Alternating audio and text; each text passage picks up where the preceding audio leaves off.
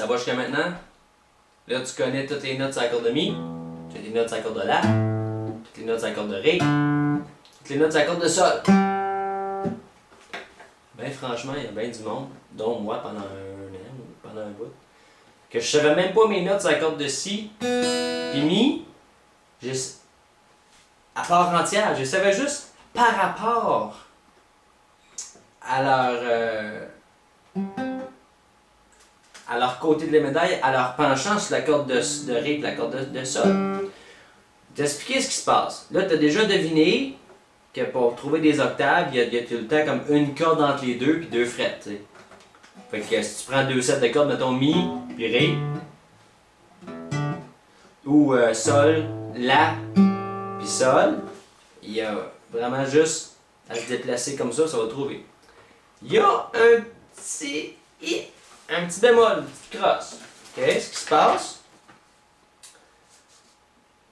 Ok, si tu as déjà accordé une guitare juste de même, tu sais, on va dire, mets ça à 5e fret, ça sonne pareil. 5e. Ici, il faut que tu te tasses. Il faut que tu te tasses de une fret, puis on revient à comme ça. Qu'est-ce qui se passe ici? Parce que de la façon que la guitare est accordée, il y a une carte entre tes notes, ici. Mais entre ces deux cordes-là, entre Sol et Si, il y a juste une tierce majeure en fait. Fait qu'il faut que je tasse pour accorder ça, puis c'est une tierce majeure, puis on vient à une carte. Fait que quand on va jouer, n'importe quel accord qu'on va vouloir jouer, qu'on va vouloir faire à la guitare, tout est fait, les doigtés, les fingerings sont faits en fonction de ça. Fait que les octaves vont aussi être tassées d'une frette. Par vous. Une frette par vous autres. Par toi. Si tu regardes ici, dans la loi des octaves à ta première page de ton cahier d'exercice, à partir des cordes de Ré et de Sol, l'octave de chaque note se trouve 2 cordes plus bas, skip une corde, va à la prochaine, et 3 frettes vers toi. Fait que 2 cordes vers là-bas puis 3 frettes vers toi.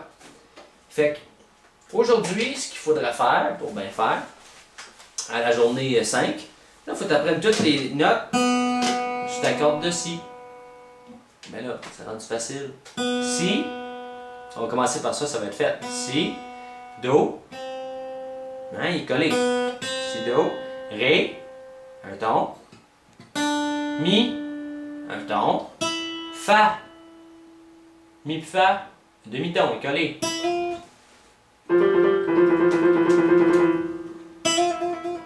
Collé, ok? Fa, Fa, prochaine c'est Sol, un ton. Sol à La.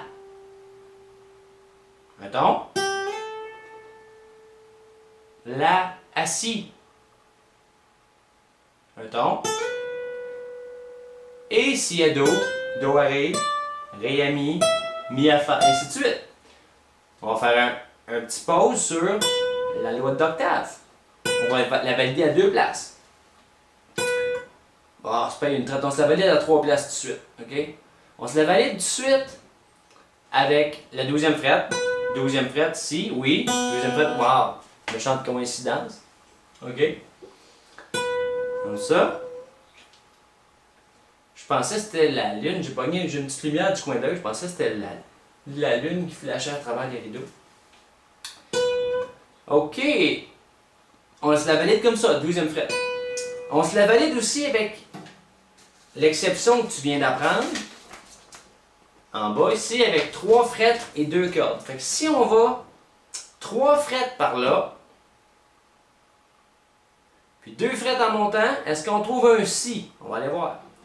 Parce que ça dit sur ta feuille que la façon que les luthiers construisent une guitare, quand tu prends une note sur ta corde de Ré ou Sol, Ré dans ce cas-là, tu skippes une corde, tu vas 3 frettes vers toi, tu devrais avoir une note. Donc l'inverse est vrai. Tu prends une note sur la corde de Si, 3 frettes par là, 2 plus haut, tu devrais avoir la même note. Alors voir si c'est un Si. Tu peux valider ici, directement sur la corde de Ré si tu veux. Ça c'est un Si, mettons. On va se poser. C'est sur la corde de Ré. La corde de Ré, tu sais qu'à l'octave, le Ré est là. Right? Right? OK, Ré. Là, on va se rendre en descendant. Do, Si, La, Sol, Fa, Mi, Ré. Fait que là, Ré, on est rendu à Ré. C'est quoi la note plus grave que Ré? Ré, Do. Ré, Do. Après ça, Do, Si. Fait que ça fait du bon sens qu'il y ait un Si là. Parce que Ré est là, Ré, Do, Si. Si tu veux compter à partir de là pour être sûr, c'est correct. Ré, Mi, Fa, Sol, La, Si. Skip une corde, 3 frettes plus loin. Si. Ah ben regardons ça. Je vais changer de doigt. Pour valider une 3e fois, voir si ça tient debout. Mes histoires. On sait que ça, ici, cette corde de Ré là, son octave, on a décidé ça comme 2-3 jours passés, son octave, elle, on va la prendre où? On va la prendre sur la corde de Mi. 2 cordes plus haut, 2 frettes plus bas. Ah ben regardons ça. Je vais tasser mes doigts pour que tu vois bien, là, comme ça. Là. Ok, je prends juste 3 doigts. J'ai un Si en haut là. 2 frettes plus bas. 2 cordes plus bas, 2 frettes plus loin. J'ai un Si. Puis lui ici, il faut s'adapter un peu. 2 cordes plus bas, 3 frettes plus loin, on a un autre Si. Comme ça. Puis en plus, on sait qu'on a un Si. Pour ceux que c'est déjà rendu comme plate et avancé, ben, on a un autre Si là. Si. Qui est le même que lui. Toutes des Si. OK? Fait que ça va se tenir debout. Est-ce qu'on peut descendre comme ça? Si. La. Sol. Fa. Mi. OK? Ça prend les grands doigts pour faire ça. C'est pas un exercice de doigts, si tu as les grands doigts, il fallait. Moi, j'ai des étudiants qui ont 5 ou 6 ans, ils ne peuvent pas faire ça. C'est juste pour voir comment ils sont. Moi, je le fais avec mes doigts. Quand j'ai appris ça, je ne peux pas le faire avec mes doigts, je le faisais sur papier. L'important, c'est que tu comprennes comment ils sont localisés, puis se placer, puis comment ça se tienne. Fait comme ça va se dessiner en dedans de toi une espèce de map, un Google Map des notes sur ta guitare. Fait que c'est ça pour aujourd'hui. C'est juste à te pratiquer, à voir à l'envers, à l'endroit tes octaves, entre la corde de Si et la corde de Ré. Fait que Si, La, Sol.